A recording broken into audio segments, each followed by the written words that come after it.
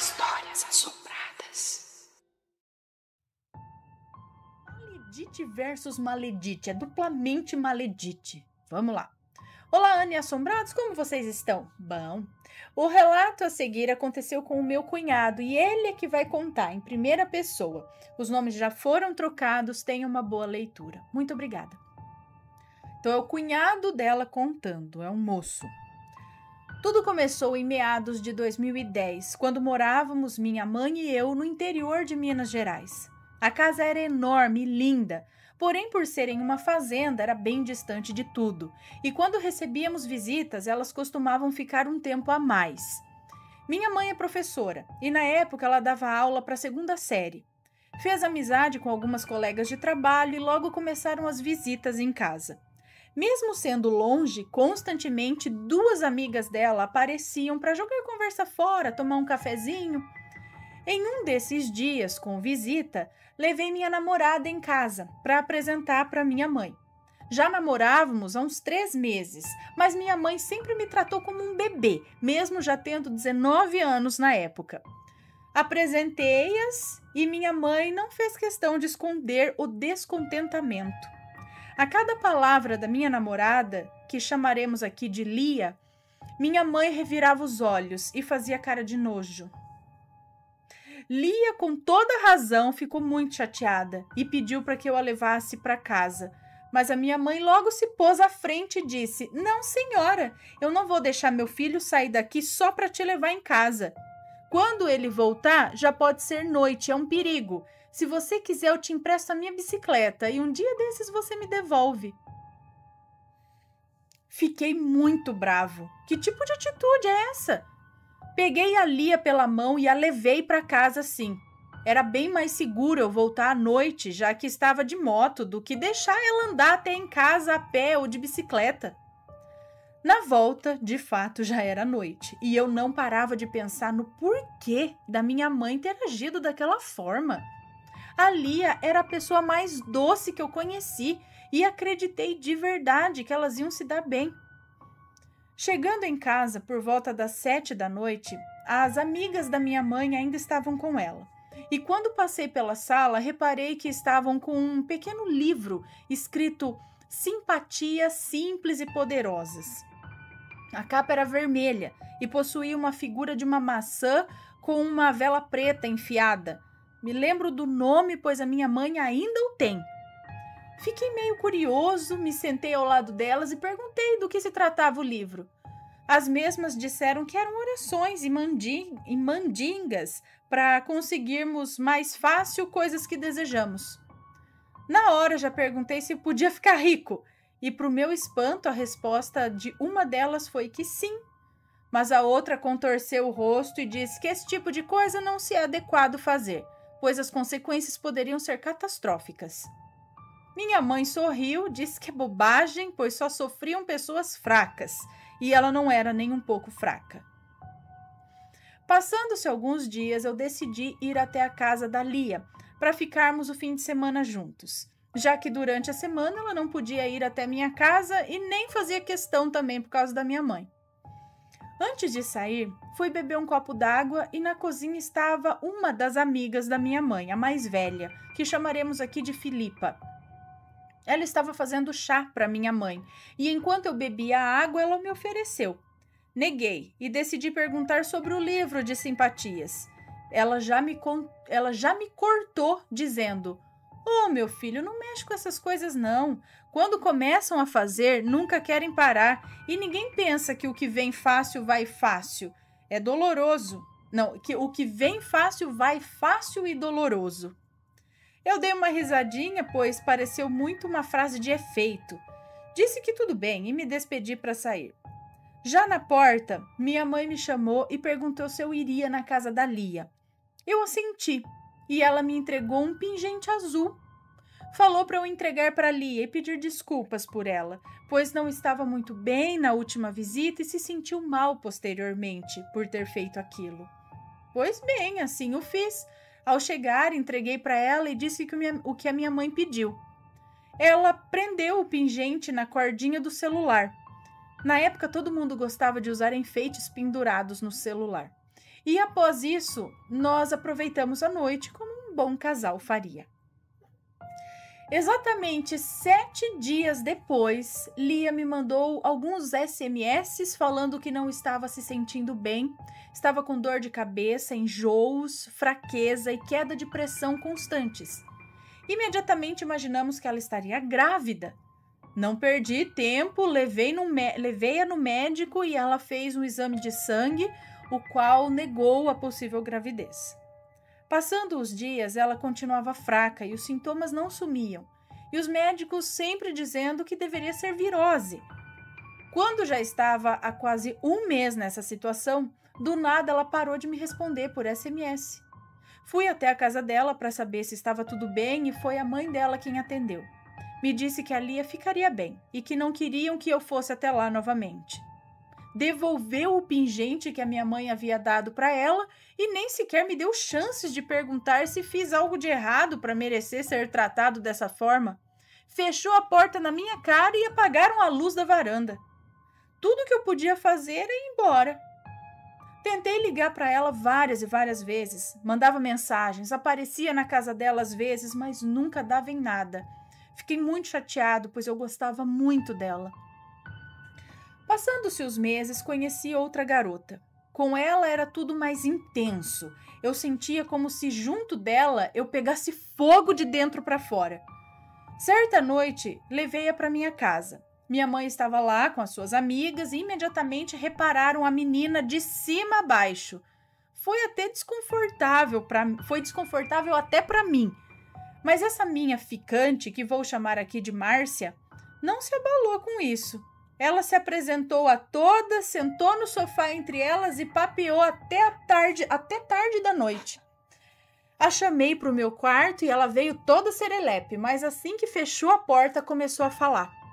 Misericórdia, fulano, eu não vou me dar bem com elas.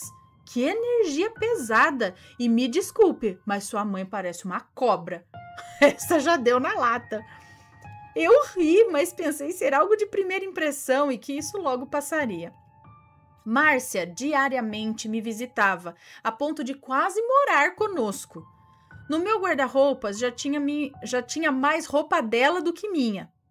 Enfim, certa noite fui até a cozinha pegar uma garrafa d'água e ao olhar para o jardim, vi a minha mãe e sua outra amiga, que vou chamar aqui de Flávia, abrindo um buraco perto do muro e colocando algo lá dentro. Eu só conseguia pensar no porquê de estarem cavando lá fora perto da meia-noite. E o motivo da Flávia ainda estar lá, né? Quando voltei para o quarto, comentei com a Márcia o que tinha flagrado e imediatamente ela foi olhar pela janela, mas elas já não estavam mais lá. No dia seguinte, Márcia e eu não aguentamos de curiosidade e fomos olhar quando a minha mãe estava trabalhando.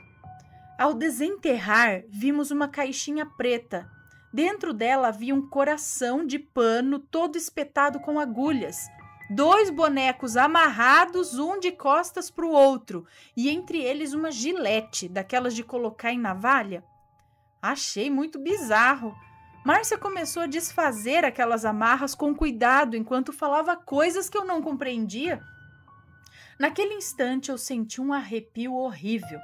Pedi para ela não mexer, pois não sabíamos do que se tratava e podíamos nos encrencar. Ela disse que sabia muito bem do que se tratava e que daria logo o troco. Eu voltei para dentro de casa enquanto ela mexia naquilo e eu só conseguia sentir arrepios e calafrios.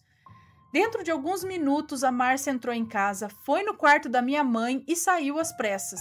Perguntei onde ela iria e ela me disse que a minha mãe mandou mensagem pedindo para ela levar uma coisa de mulher e que era muito vergonhoso para falar para mim.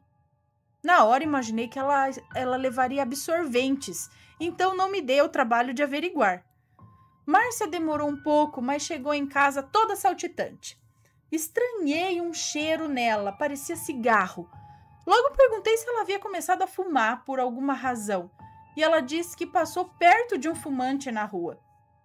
Alguns dias depois, os arrepios e calafrios começaram a ser constantes.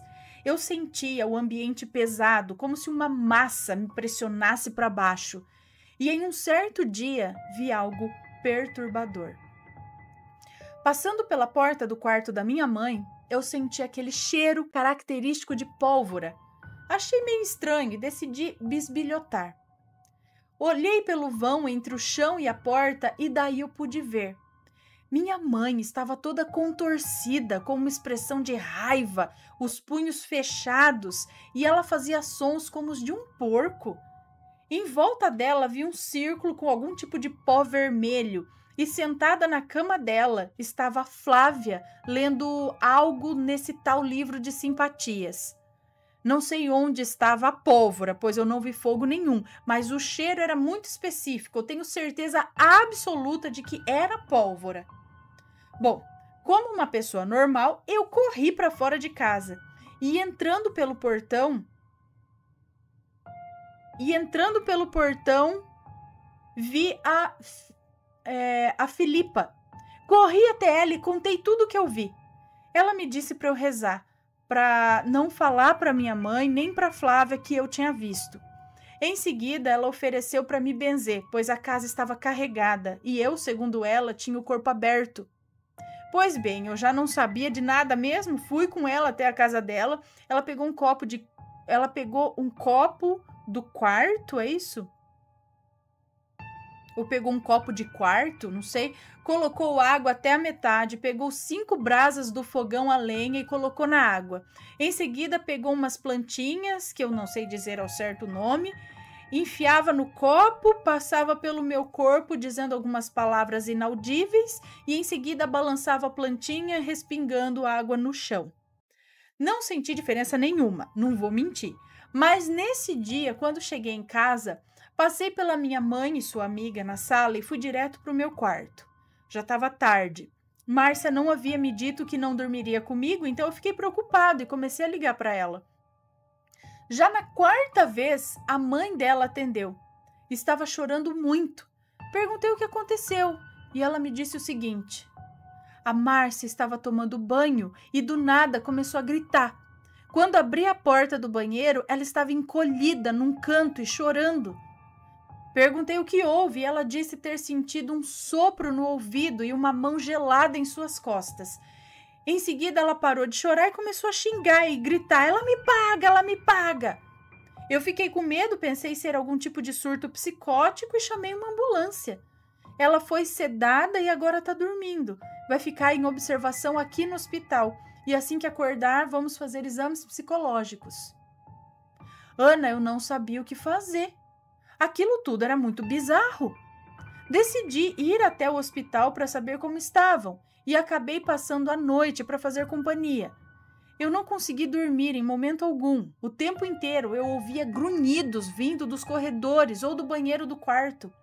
Quando tentei relaxar um pouco na cadeira, eu pude ver um braço sobre a Márcia. Era magro, pálido, com muitas veias.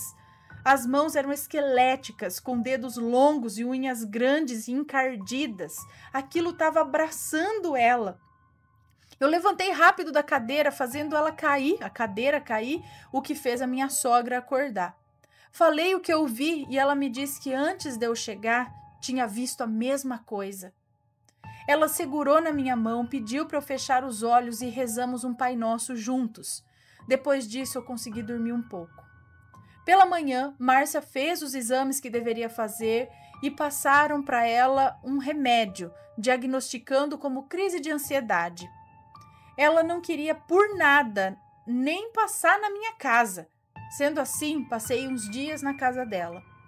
Em um desses dias, eu vi a Márcia levantando de madrugada e acendendo uma vela vermelha na frente do espelho. Ela estava com o colar da minha mãe e embolou nas mãos, sussurrando alguma coisa. Colocou dentro de um chuchu que estava partido ao meio e costurou as duas partes, as unindo novamente e, por fim, pingando algumas gotas de vela sobre o chuchu. Em seguida, ela saiu e voltou sem ele. Não sei onde pode ter colocado. Eu fingi que estava dormindo, mas no dia seguinte busquei saber o que ela estava fazendo. Eu já não me bastava minha mãe, agora ela também fazendo essas coisas? Eu não era obrigada a aguentar esse tipo de coisa. Pois bem, terminei o namoro e fui para casa. Chegando lá, acabado de chorar, né? Pois era o segundo fim de relacionamento em um ano. Minha mãe perguntou o que aconteceu e eu disse que eu terminei com a Márcia. Ela deu gargalhadas na minha frente. Eu não aguentei, eu tive que sair dali. Peguei umas mudas de roupa, fui para casa do meu pai, que a partir dali eu entendi por que pediu o divórcio. Contei para ele tudo, desde a Lia até a Márcia. E meu pai disse que era bom eu ter me afastado, pois estava no meio de um fogo cruzado. Eu não tinha entendido nada, mas ele me explicou que a minha mãe, há muito tempo, começou a frequentar uns centros não muito adequados. E mesmo fora de lá, ela procurava coisas para prejudicar pessoas por pura satisfação. Eu não acredito que ela, mexendo com tanta coisa ruim, dá aula para crianças. Olha, me deu vontade de contar para os pais e fazer com que eles mudem os filhos de escola, mas eu deixei para lá. Já estava acabado demais. Cerca de 2 meses que eu estava na casa do meu pai, ele começou a perguntar da minha mãe. Só falava dela o tempo todo. E foi assim, muito repentino. Era muito estranho, pois ele aparentava não querer nem ouvir o nome dela. E agora, do nada, já estavam saindo nos finais de semana de novo. Perto de uma semana depois, o meu pai vendeu a casa dele e foi morar novamente com a minha mãe. Eu já estava sem chão, não sabia o que estava acontecendo. Era tudo muito bagunçado. Eu comecei a ficar deprimido, não tinha mais ânimo para sair de casa.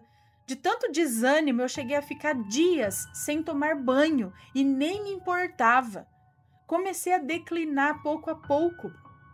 Meu irmão, que estava no Rio de Janeiro estudando, voltou para casa naquela semana e se espantou quando viu o meu estado. Gente, eu fedia. E por incrível que pareça, só ele reparou. Meus pais não se importavam, não viam ou fingiam não ver. Meu irmão me deu uma bronca e me jogou no banheiro para eu tomar um banho. Quando ele chegou, parece que eu senti assim uma luz na minha vida.